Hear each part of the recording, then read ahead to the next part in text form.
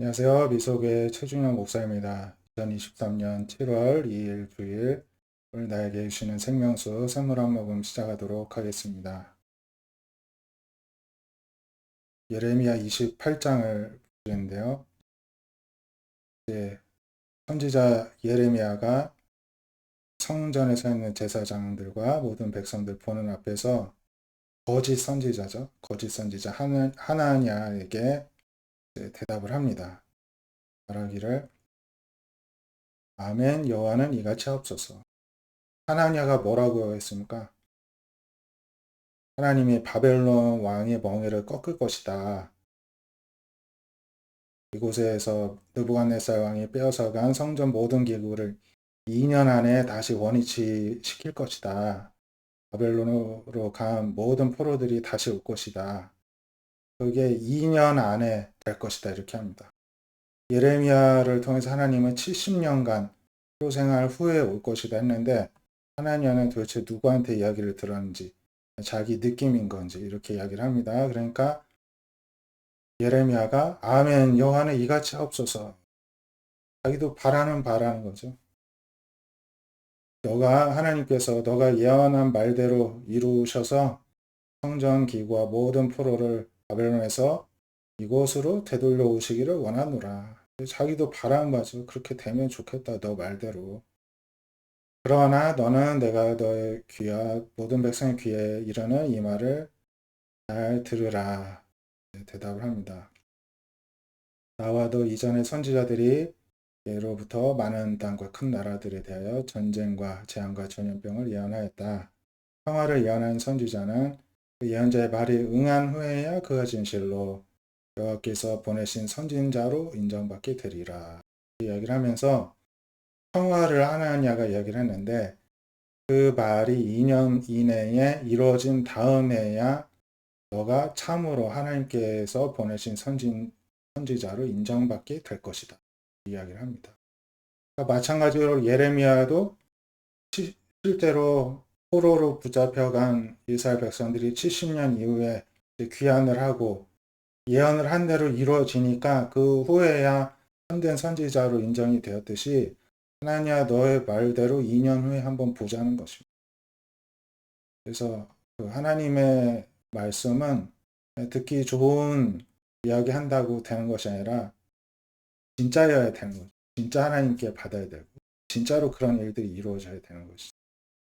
그래서 하나님의 역사심을 이야기를 할 때는 굉장히 조심하고 신중해야 됩니다. 진실함이 있어야 될 줄로 믿습니다. 로마서 6장 12절부터 보시면 너희는 죄가 너희 죽을 몸을 지배하지 못하게 하여 몸의 사욕에 순종하지 말아라. 예, 권면을 합니다. 죄가 지배하지 않도록 몸의 사욕에 순종하지 말라는 것입니다. 또한 너희 지체를 불의의 무기로 죄에게 내어주지 말고 너희 자신을 죽은 자 가운데서 다시 살아나신 자 같이 하나님께 드리고 너희 지체를 의의 무기로 하나님께 드리라. 죄의 불의의 무기로 죄에게 주지 말고 의의 무기로 하나님께 드리라는 것입니다. 죄, 사욕에 주지 말고 하나님께 드리라는 것입니다. 죄가 주장하지 못하게 하고 은혜 아래 은혜가 주장하게 하라는 것이죠. 이게 지혜이고 신앙인 줄로 믿습니다. 그래서 은혜 아래 있으니 죄를 지을 수가 없다는 것입니다.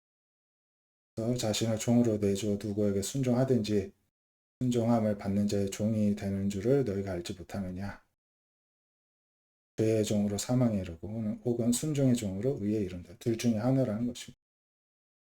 그래서 원래는 이제 로마서죠. 로마 교회 성도들도 원래는 죄의 종이었는데 하나님의 말씀을 순종하여서 의의 종이 되었다는 것입니다. 하지만 육신이 연약함으로 과거의 죄의 종에 되어서 불법에 이른 것 같이 이제는 너희 지체를 의의 종으로 내줘 거룩함에 이르라 이렇게 이야기를 합니다. 죄의 종이 되었을 때는 의에 대하여 자유로웠죠. 무시를 했으니까요. 하지만 그때 무슨 열매를 얻었냐는 것입니다. 그 열매의 끝은 사망일 뿐이라고 합니다. 이제는 죄로부터 해방되고 하나님의 종이 되어서 거룩함이라는 열매를 맺게 되었으니 그 결말은 영생이 될 것이다. 죄의 삭은 사망이고 하나님의 은사는 그리스도 예수 주 안에 있는 영생입니다. 하나님께 순종을 다한 선물은 생명입니다. 생명. 우리가 하나님의 종이 되어야 할 이유는 우리를 살리는 생명을 하나님께서 주시기 때문인 줄로 믿습니다. 마지막으로 마태복음 10장 40절부터 42절 보시면은 너희를 영접하는 자는 나를 영접. 그러니까 예수님으로부터 보냄을 받은 제자들을 영접한다는 것은 나를 영접한다.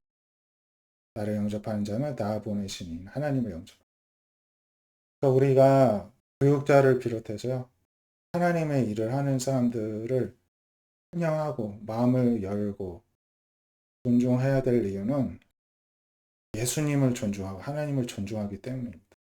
예수님과 하나님을 생각해서 설령 사람의 눈에는 좀 부족함이 보일지라도 순종을 할 때 하나님이 그거를 하나님을 영접한 것으로 인정하여서 기뻐하시고 상을 주시는 줄 믿습니다.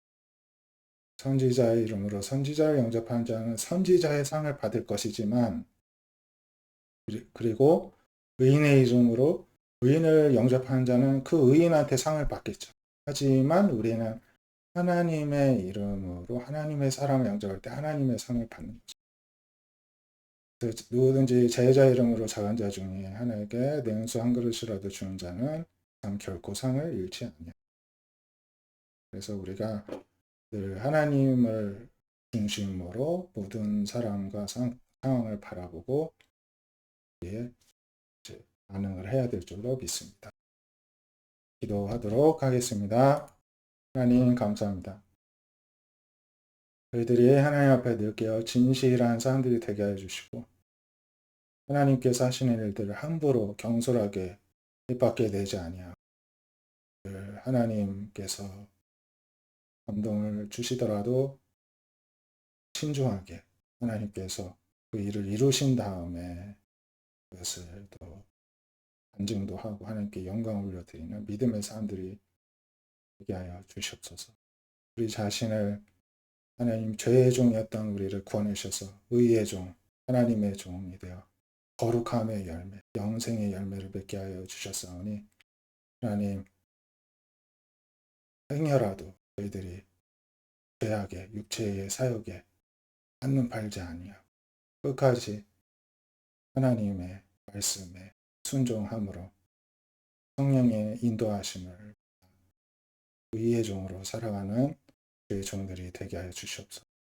늘 모든 상황들, 사람들을 대할 때 하나님 중심으로 보는 관점 허락하여 주셔서 하나님의 사람들을 하나님을 생각하여 하나님을 영접하는 마음으로 영접할 수 있는 믿음 또한 허락하여 주시옵소서. 오늘 하루도 주님 안에서 온전한 안식이 있는 하루 되기를 주님께서 축복해 주시길 원하며 예수님의 이름으로 기도드립니다. 주님 안에서 안식하시고 한 주간도 믿음으로 승리하시기를 축복드립니다. 감사합니다.